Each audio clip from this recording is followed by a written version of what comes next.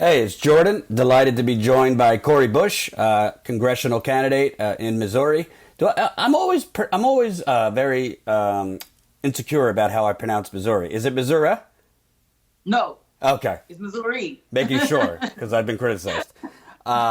So you ran in 2018. I actually covered you when I was in St. Louis covering police brutality protests. You have been an activist, organizer, a nurse there for years, and you are up against really a political dynasty there. Congressman Lacey Clay, who has been there for, I think, over a decade, and after his father, who was there for several decades. So, can you kind of talk about first, what are you seeing as different from 2018 and your first race to this time? We've seen really powerful ads now that you've been running. If the first time was kind of real underdog, it seems like there's a lot more energy, media attention. What's the difference this time? So the difference is number one, we started out with more name recognition. Uh, we Knocked Down the House came out, on Netflix and did really well, even internationally. And so it really helped to further push my mission, push my name, you know, um, all the attention that the squad has been getting. People are like, okay, well, Corey ran on the same slate, you know, and then also just getting started early. We got started really early, right off of, not winning the last seat. And then, we have a team we organized very well from the beginning, a team that has a lot more experience. The people that came back that didn't have experience are back, so now they know. Plus, I think that right now is the time voters are just like really, really ready locally. They're really, really ready to see change. And now they see, now I'm knocking doors and people are like, "Oh, you're from that movie on Netflix. I see that you're really serious, because you're doing it again. So now I'm going to vote for you." So we're seeing that. We By the time we made it to the ballot, we had already outraised our last campaign. We had already outorganized our last campaign. We made just a little under 180,000 in donations by the end of our last campaign. We're at nearly 700,000 this time. So that is a huge difference. People are really showing how much they believe in this campaign, and then also the George Floyd protests and COVID-19 helps just, and the fact that I've been fighting for things that would have helped fix these issues for such a long time, and seeing that the congressperson who's been there for 20 years hasn't done much, people are excited. And I saw it up close when I was covering. We hear George Floyd's name, but Anthony Lamar Smith was a black Yeah, man that was murdered by a white police officer. I was there covering that. I actually got arrested covering that a couple years ago, yes. Oh my and gosh, I forgot about that. the white officer was literally caught on tape saying, "I'm going to kill this Yeah, mother effer. You yeah, watch," and he did, but he got and he off, did. and that is in the backdrop of a real, frankly, to me, modern day, maybe not full segregation, but segregation. You look at St. Louis, downtown, very white, nice businesses, and I think they call it the Delmar line, the Divide, Delmar divide. Divide, where it goes, it's a tale of two cities in St. Louis. Can you kind of talk about what is the economic conditions there, and also how has the current congressman contributed to, frankly, lack of change? Yeah. So when you've been sitting in a seat for 20 years and those issues were present 20 years ago and they don't look much different now, as a matter of fact, our population continues to decline. We fluctuate between number one and number two for homicides and violent crime. Our poverty level continues to, it's in a place where it shouldn't be. Our uh, we still have the same food deserts. We still have, so many people that are unhoused, sleeping on the streets. We still have uh, uh, children going to school in unsafe conditions. We have schools closing in the city of St. Louis all the time. Our schools are underfunded. We're over incarcerating.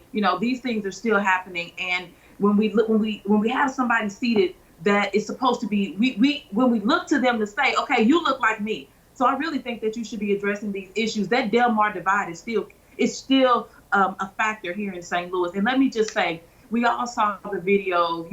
I know people saw the videos, the pictures of that family, the McCloskeys, and them with their guns and pointing them at protesters at one of our Expect Us actions. Well, they live on the south side of that Del Mar divide, just past that Del Mar divide, where we say if you live north of it, that's where a lot of poverty is. If you live south of it, that's where people are more affluent. They live just across that line, and that right there tells you what we face sometimes here in St. Louis. And it's this idea that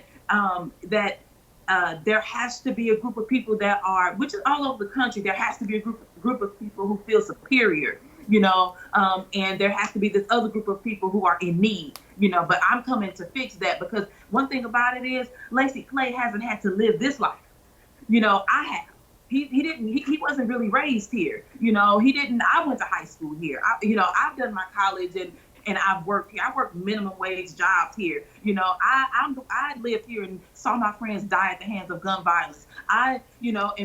And when our congressperson could have voted to demilitarize the police and he chose not to, he chose to support police militarization just 2 months before Michael Brown was murdered. And we saw that militarized force on the ground, which is the same thing that you saw, Jordan, when you came to St. Louis, when you were arrested and and that was just absolutely, it was unbelievable. And to say that same person should get to sit in this seat when his people were brutalized and he did nothing, no.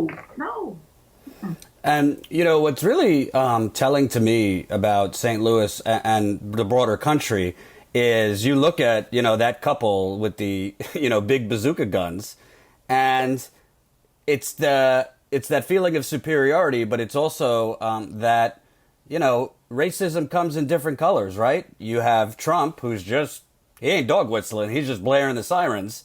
But then you have, the more subtle day-to-day country club racism.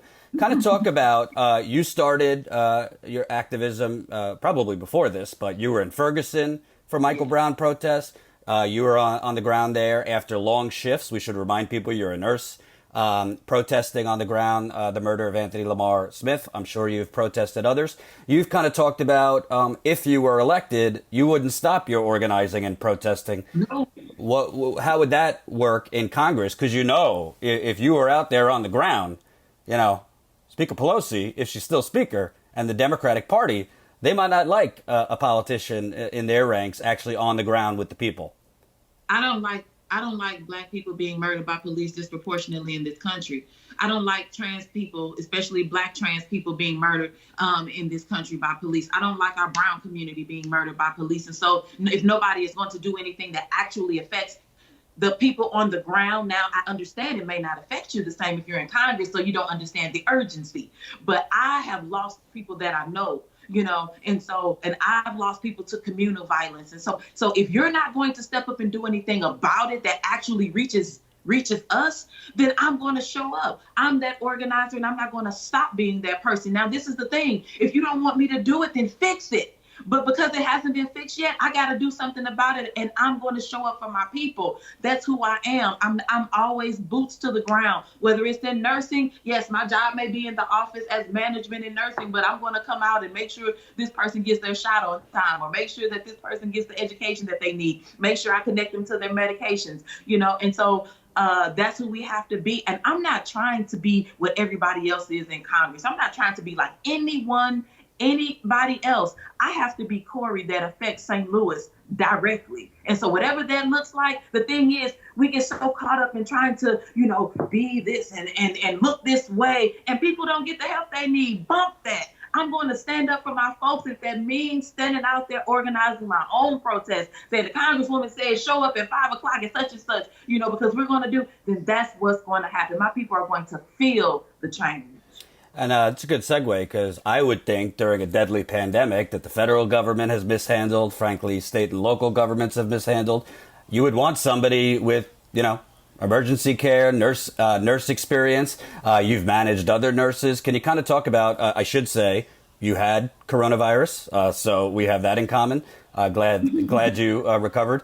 You too. What do you see in terms of, if you were elected? I mean, this is not, as of now, it does not look like come January of next year. I mean, hopefully the cases are dramatically down, but it's not going to be gone.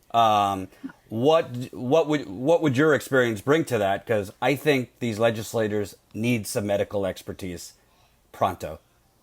Pronto, yes. So what I would bring is the fact that I have, you know, I have seen my patients die, because they didn't have the access to the health care, or they didn't have the money. They had the access, but they didn't have the money to be able to get the medications they needed.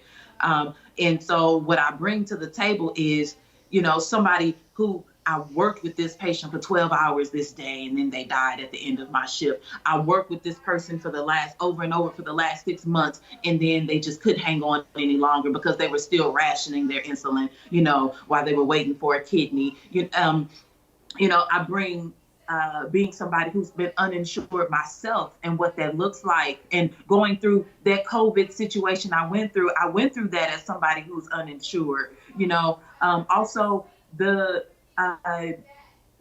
for so long as a low wage worker, I didn't have health insurance for 10 years. I didn't have health insurance just working low wage. My company couldn't afford it. And so what they did to my credit, and how I've been trying to fight that for so long. So there's so many pieces to this. And then just knowing that this particular medication, I'll tell you, Jordan, I don't know if you went through the same thing, but while I was sick, for those 2 months that I was sick, there was one medication that I took, and I'm not trying to promote the medication because that was just my story.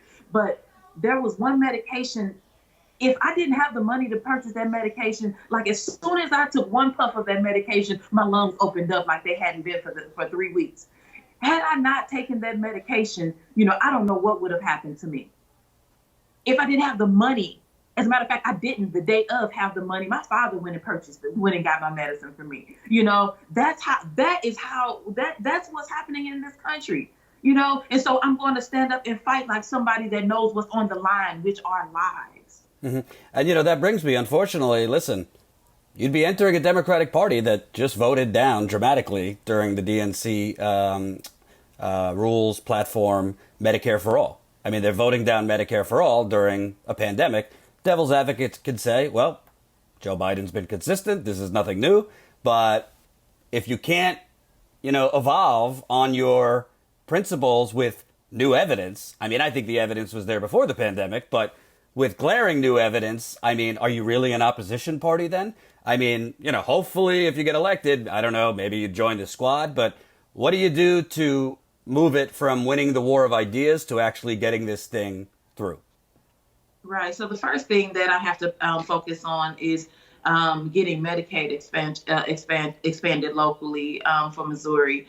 And so as much as I am fighting for Medicare for all, and I will continue to always fight for that, right now we have the opportunity to expand Medicaid. So I'm pushing that. But while I'm pushing expanding Medicaid, I'm also saying, hey, but this is why we need a Medicare for all. So I think one thing is that I've seen, especially during the presidential race when the debates were going, people were saying, oh, well, I really like Senator Sanders, but I don't agree with Medicare for all. And what I kept hearing was they didn't understand Medicare for all. So people were on the ground telling their politicians what they wanted, but what they were saying was, I don't want Medicare for all. I want an option, or I want to keep what we have because this, and that. But they were wrong. So for me, one thing that I think that we also have to do is make sure that we are pushing out the correct information on the ground, making sure that people know so that they can push their legislators to say, hey, now I get it, because we're seeing more and more people, though, that are in Congress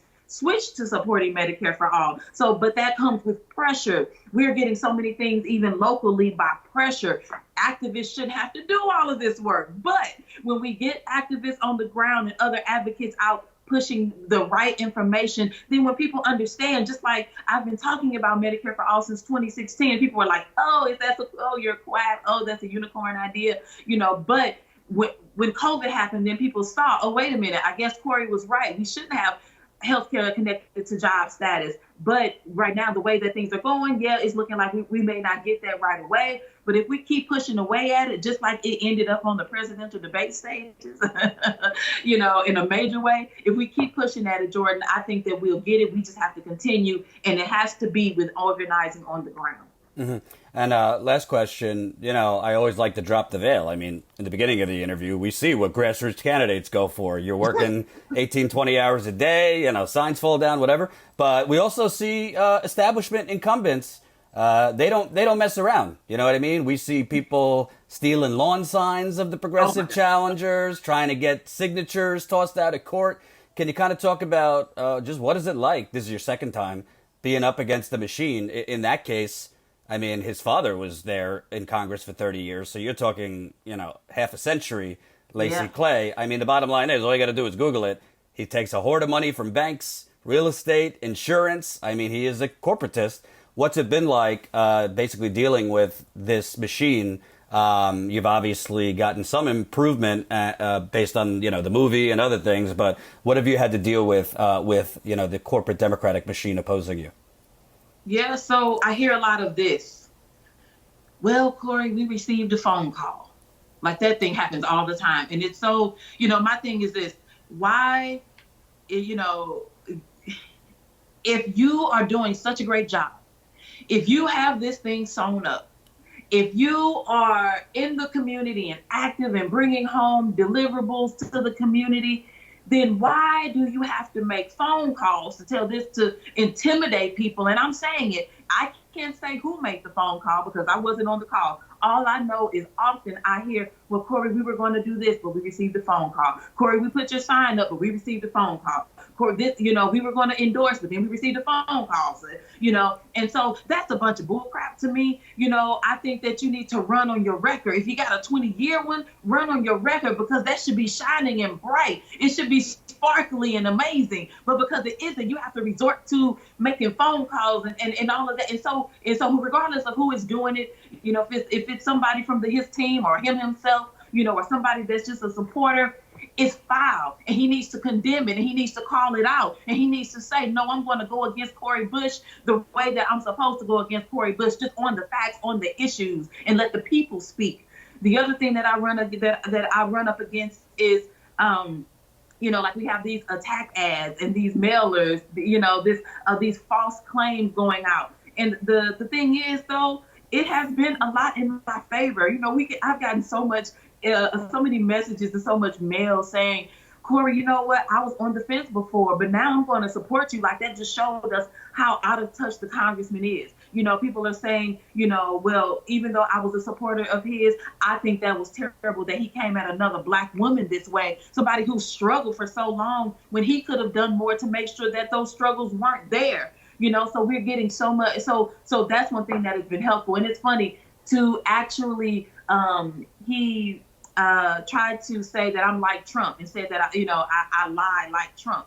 The crazy thing is I'm the one that stood up first and said impeach Trump. And then he had to later join on board. I'm the one that speaks, that I'm the one that has been very vocal about how I feel about Donald Trump when he was kind of floundering. I don't have to do that. I don't have to tiptoe and play around with people to make sure that I keep my donors. My donors are the people, 100%, almost $100,000 worth of regular folk. While his donors are those corporations. But I'll say this: if people want us in this seat, we need help right now. As of Wednesday, we have to make another ad buy. So we need about $60,000 to make sure that we bring this thing home. So if people are able to donate from $1 to $2,800, whatever you can do, and I usually don't even say that high, but that's what the highest amount you can give. This is it. We only have a few more days left to make this thing happen. Look, this is a Democratic district. If I win this seat on Tuesday, I become the very first woman to represent Congress in this particular seat in the history of this seat, over 172 years. If I win this seat, I become the first Black Congresswoman to represent a district in the state of Missouri. Missouri has never had a Black Congresswoman represent. And so that's what's on the line. Lives are on the line. Our children are on the line. Regular folks, what we have, what we don't have, what we could have is on the line. And let me say this one last thing. When I look at freshman, people have said, oh, well, it's experience and in relationship, you need this longevity. No, we have freshman Congress people who have done amazing work. You know their names and you don't even know, people didn't even know Lacey Clay's name until I started running against them. We have freshman Congress people who have had 30, 50 town halls alone in just 1 year in 2019. 50 town halls. Our congressperson barely had one. That is the difference. We can have change if you stand up and help me. CoriBush.org/donate. And I will also say, in this moment of a reckoning with racism, police brutality, economic violence, I mean, you'd be the first Black woman in Missouri. And if you know the history of Missouri, it has not been kind to Black people. Not at all. I think that would be definitely a very historic thing. Thank you so much. The primary, I believe, is in about a week. So people could go to your website to find out more, volunteer, contribute, whatever. Thanks, Cori. Thank you. Have a good one. Okay. Hope you enjoyed that last video. Hop on over to statuscoup.com where you can sign up for our email list and become a member for as low as $5 to $10 a month. Membership is how we grow. That's statuscoup.com/join. And remember, join our email list so we can grow the revolution with you.